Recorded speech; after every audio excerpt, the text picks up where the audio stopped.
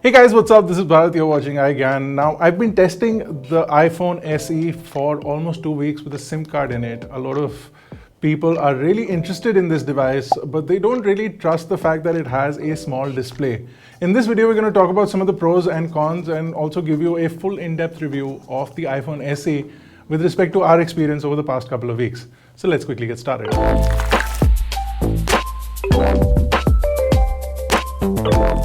Now it's 2020 and expectations from a revision of the iPhone SE were high and really out there. People expected a really modern design with an edge-to-edge display and all of the latest specifications. While Apple may have delivered on most of those expectations, they didn't deliver on the display or the design. They did deliver on the specifications aspect. Now, right off the bat, I'll tell you that this phone is not for everyone. If you are somebody who's already using an iPhone 10R or 10 or any other version beyond that, it may take you a while to sort of get used to this device. So we'll get into all of those details in a couple of minutes. Now let's quickly talk about the price because that is a pressing matter. Even though the phone has been launched for a price more than 40,000 rupees, around 42,000 rupees, it is effectively available for 38,900. Now this is considerably more than the American price, which is $399, which roughly translates to about 30,000 rupees, give or take a few hundred.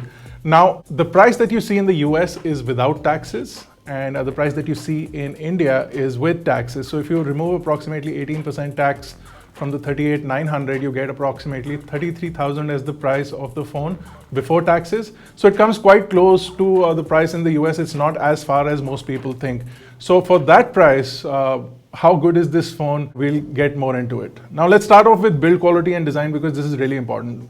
Even though at first glance, this phone appears to be one of the older phones with respect to design, with respect to look and feel. The shape is very familiar. If you've used a previous generation iPhone, the shape is very familiar, but this is a much more compact phone. Also, build quality is really impressive. The rear glass is also more toughened with ionization process that they've used on the glass, and it feels really impressive in the hand. This phone feels really solid, really robust.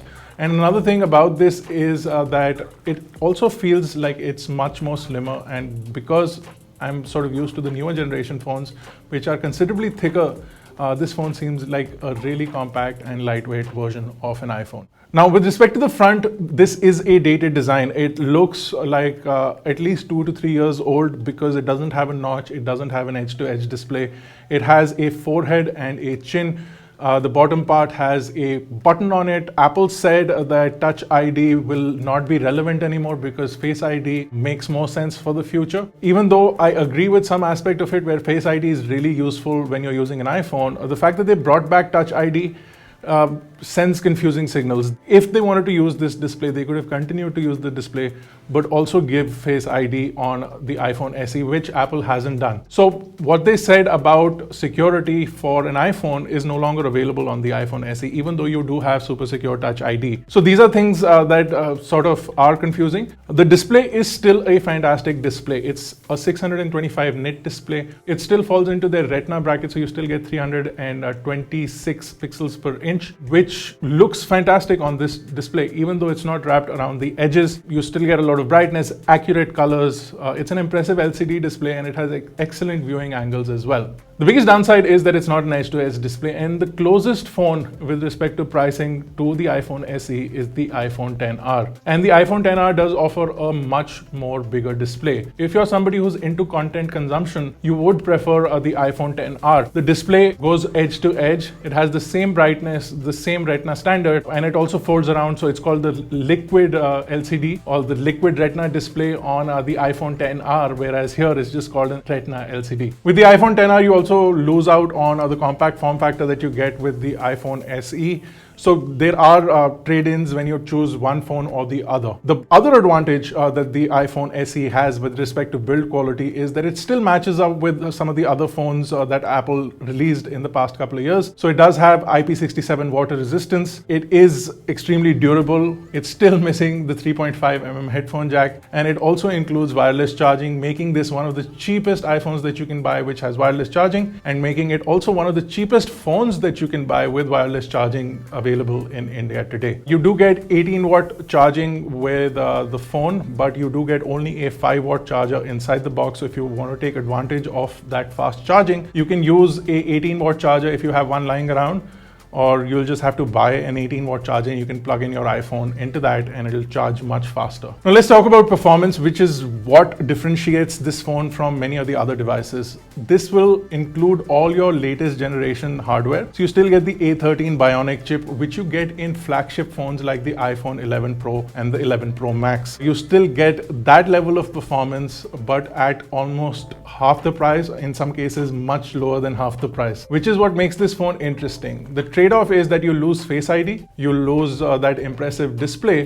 but you do get the performance that you're looking for. So this phone is impressive with respect to the image processing, with respect to day-to-day activities. If you want to jump between tasks, multitasking, all of that is buttery smooth on the iPhone because the A13 chip manages all of that without any issues. With respect to benchmarks, you will also see that if you put it right next to the iPhone XR, it scores much higher on both Geekbench as well as Antutu. So the scores really show what this phone is capable of in terms of performance. Now, if you want to play games like PUBG, you can play them on the iPhone SE and they work really well, but the display seems really crammed and compact. So if you're somebody who's not a big gamer, you won't mind the display because the display is really smooth, the UI is really smooth, and overall activity and usage of the phone is really smooth. But the fact that it doesn't go edge to edge, if you're somebody who's used an edge to edge display and then you come to this, you'll really miss the edge-to-edge display, which is what happens in my case as well. A few things that also differentiate this with any other full edge-to-edge iPhone is the fact that the control center is now back at the bottom. So if you're somebody who's using an iPhone as a primary phone like an 11 and thinking of getting the iPhone SE as a secondary phone, there's a massive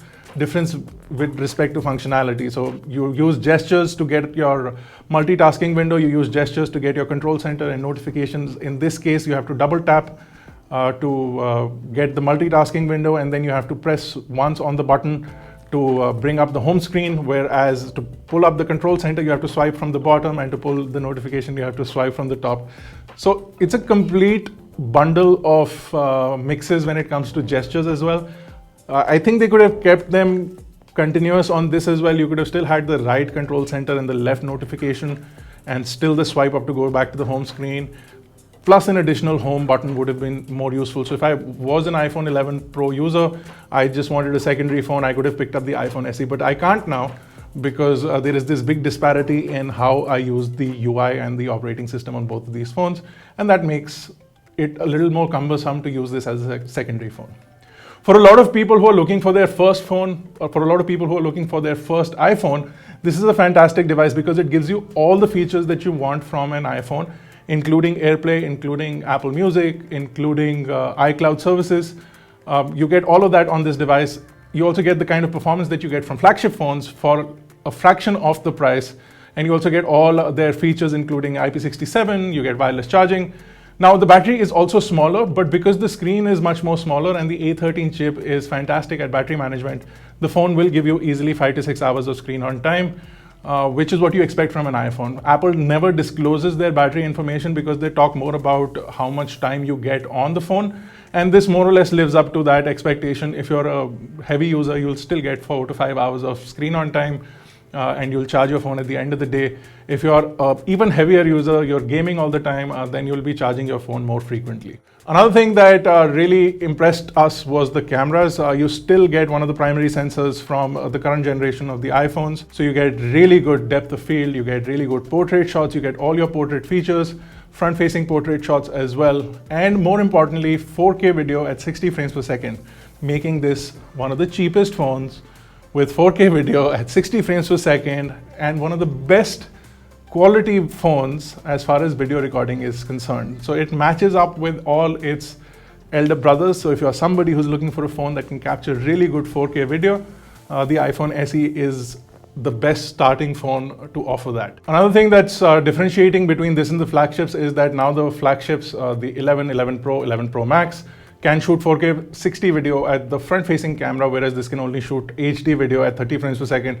So if you're looking for something that does shoot 4K video on the front-facing camera, the iPhone SE will not deliver that. But it does shoot 4K on the rear camera. It does shoot slow-mo on the rear camera as well. So 1080p video at 240 frames per second, buttery smooth slow motion. You can get it directly out of the box. You can get time-lapse, all your Apple features, one of the best camera phones. Some of the samples that we took, really impressive out of the box. Some of the greatest HDR that we saw on this, even on the front-facing camera. That because Apple is bringing their image science into this budget device, it gives you all the features that you can get from a flagship Apple device, including their image processing, into this compact form factor. Now, it constantly seems like I'm overselling this iPhone SE, but the reality is that for an iPhone, this is one of the most impressive products. And if you overlook the display, if it's something that you can overlook, this is a performance powerhouse. You get impressive video quality, you get impressive performance, you still get IP67, and you get wireless charging, everything included, and 5 to 6 hours of battery life. But you don't have the display, you don't have Face ID, and you don't have a front-facing camera that is equivalent to the flagship. So that is the trade-off for getting a phone for around 38,000 rupees from Apple. You should pick a higher variant if you're going in for 4K video, and if that's your main purpose. But this is a fantastic entry-level phone. This is a fantastic phone to gift to somebody who's getting into an iPhone. This is also a fantastic phone to gift to an elder person. If you want to FaceTime with them, this is one of the cheapest entrants to get into FaceTime with being a phone. So all of those things combined, this is a really good proposition from Apple. It is not meant to compete with flagships out there. It is also not meant to compete with Android phones like the OnePlus 8. Because if you look at the OnePlus 8, it's targeted at a different demographic. This is more Apple's way of saying that enter into the Apple ecosystem. We want to get you hooked. Once you're hooked, you'll probably want to upgrade. It's a great way for elder people to own an iPhone. So if you want to gift one to your dad or your mom, so that they can FaceTime with you, so that they can iMessage with you, so that they can use iCloud with you, or share Apple TV subscriptions or Apple Music subscriptions. This is a fantastic phone to have all of those things. Would I buy one personally for myself? I don't think I would. I prefer the full screen edge-to-edge versions.